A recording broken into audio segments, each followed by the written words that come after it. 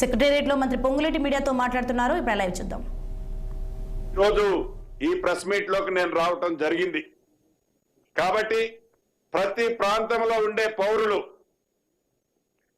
మీ ఇంటి దగ్గర కానీ మీరు ఎక్కడుంటే అక్కడ మీరు ఏ ప్రాంతంలో ఉంటే ఆ ప్రాంతంలో మీ పేరుని మీ కుటుంబాన్ని ఈ సర్వేలో మీరు కూడా పాల్గొని నమోదా చేయించుకోవాల్సిందిగా మనస్ఫూర్తిగా రాష్ట్ర ప్రభుత్వ పక్షాన్ని మీ అందరినీ కోరుతున్నాను. గ్లోబల్ ప్రచారాలు నమ్మొద్దు.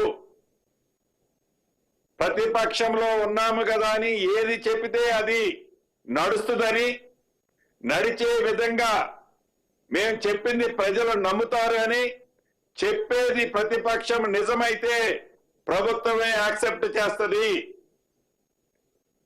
అబద్ధాలను నిజం చేయటానికి చెప్పిందే 100 సార్లు చెప్పి ప్రజలను మెబ్బ పెట్టాలని రాష్ట్ర ప్రభుత్వం రేపు దేశానికి ఆదర్శంగా ఒక రోల్ మోడల్గా ఈ సర్వే కార్యక్రమాన్ని చేపడితే దీన్ని అప్రిషియేట్ చేయాల్సింది పోయి విమర్శిస్తూ రాజకీయ లబ్ధి పొందటం కరెక్ట్ కాదని ఈ వేదిక ద్వారా ప్రతిపక్షాలకు కూడా తెలియజేస్తున్నాను.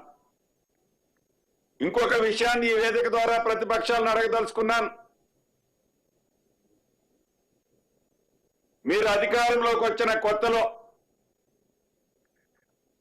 సమగ్ర కుటుంబ సర్వే అనే కార్యక్రమాన్ని మీరు చేపట్టారు. ఒక్క రోజులోనే రాష్ట్ర వ్యాప్తంగా అద్భుతంగా ఒక సర్వే చేశామని చెప్పారు. చేసిన ఆ సర్వేని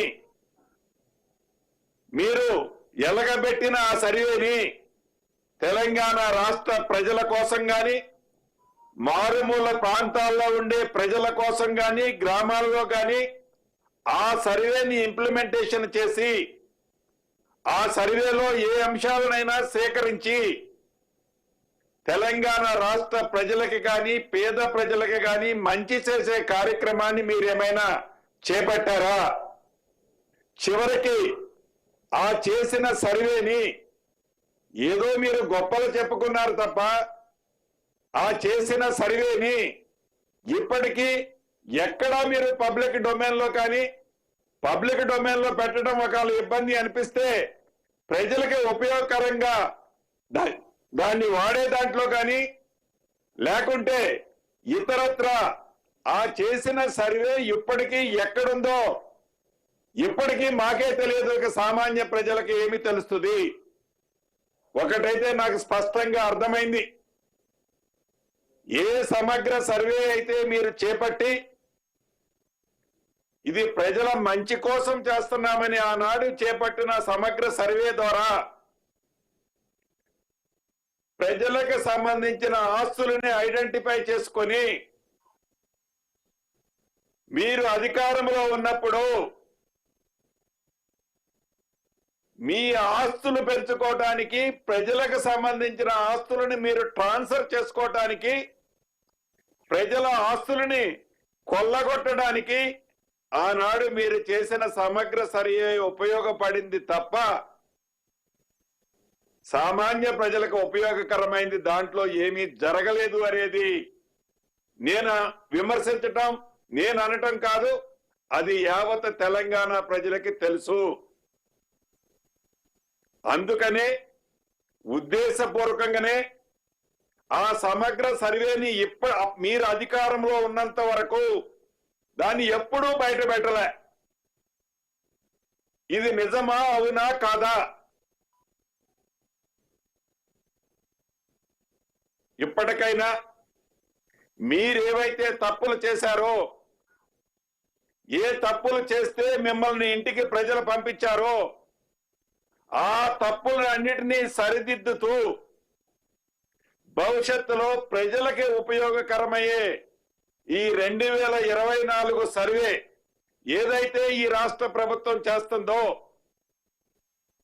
దానిని మీరు సమర్థించకపోతే సమర్థించకపోయారు. ప్రతిపక్షంలో మంచి సూచనలు ఇంకేమన్నా ఉంటే ఇవ్వండి. ప్రజలని సామాన్య ప్రజలని తప్పుదారి పట్టొద్దని మరొక్కసారి కూడా మళ్ళీ రీరిప్లై చేస్తున్నా. అంతేకాదు ఈ 2024 సర్వేకి సంబంధించిన దాంట్లో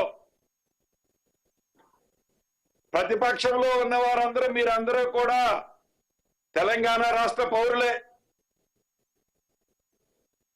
గౌరవ మాజీ ముఖ్యమంత్రి గారు కేసీఆర్ గారు కానివ్వండి, బావామరుదులు కేటీఆర్ గారు, హరీష్ రావు గారు కానివ్వండి, వారందరూ తెలంగాణ రాష్ట్ర ప్రజలని అనుకుంటున్నాం మేమందరం.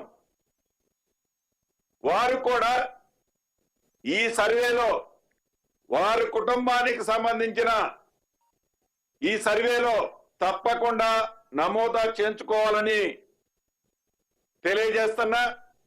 సంతోషం. వారి కుటుంబ సభ్యురాలైన కవిత గారు ఈ సర్వేలో వారి కుటుంబాన్ని నమోదా చేసుకున్నందుకు వారికి రాష్ట్ర ప్రభుత్వ పక్షాన మంచి పని చేసినందుకు అభినందిస్తున్నాను. ఎందుకంటే రాష్ట్ర ప్రభుత్వం దూరదృష్టితో ఇంత మంచి కార్యక్రమాన్ని చేస్తుంటే భవిష్యత్తులో దేశానికి ఒక ఆదర్శంగా ఉండే కార్యక్రమాన్ని చేస్తుంటే తప్పకుండా దాన్ని అభినందిస్తారని మనస్ఫూర్తిగా కోరుకుంటూ మిత్రులందరితో దగ్గర సెలవు తీసుకుంటున్నారు.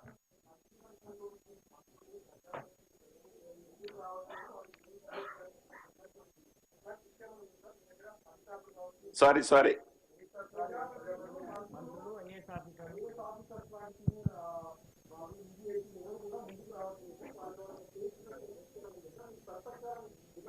డెఫినెట్ గా అందరూ, ఎందుకే గౌరవ ముఖ్యమంత్రి గారు చేయించుకున్నాడు, నేను చేయించుకున్నాను, చేయించుకోబోవటం ఏంటండి? డెఫినెట్ గా అంటే లిస్ట్ అంటే మీ ప్రాంతాల్లో ఇప్పుడు నా నేటివ్ ప్లేస్ వచ్చి ఖమ్మంలో నాది రిజిస్టర్ అవుతుంది. ఎక్కడుండే ఎమ్మెల్యేది మీది కూడా చేర్చుకున్నారు కదా. మా ఎమ్మెల్యే గారు కూడా ఫస్ట్ రోజే చేర్చుకున్నారు. డెఫినెట్ గా అందరం చేర్చుకుంటాం.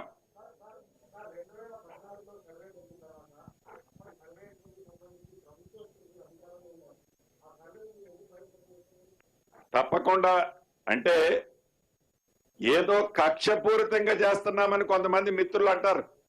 కక్షపూరితంగా చేసేది కాదు.